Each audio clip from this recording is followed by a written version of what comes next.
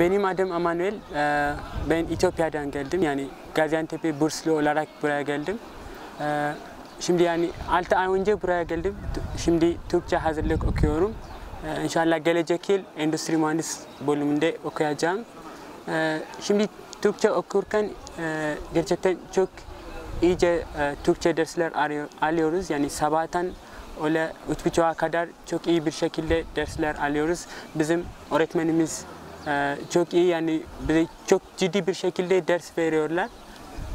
Bizim için yani 6 ay içinde yani çok iyi bir şekilde şimdi Türkçe konuşabilirim.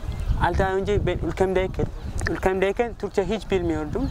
Ama şimdi yani normal bir şekilde konuşabilirim. Ben Türkiye'ye geldiğim zaman sorunlar, problemler yaşayacağımı düşündüm. Ama yani çok iyi bir şekilde oldu yani. İnsanlar, buradaki insanlar çok iyi, misafirperverler, yardımcı oluyorlar. İlk geldiğimden bu yana o kadar sorunlarla karşılaşmadım yani. Bu nedenle buradaki insanların sıcakkanlı olduğunu, yardımsever olduğunu çok sevindim. Burada olduğumu yani memnunum. Gaziantep Üniversitesi'nde gelecek tüm arkadaşlarına başarılı diliyorum.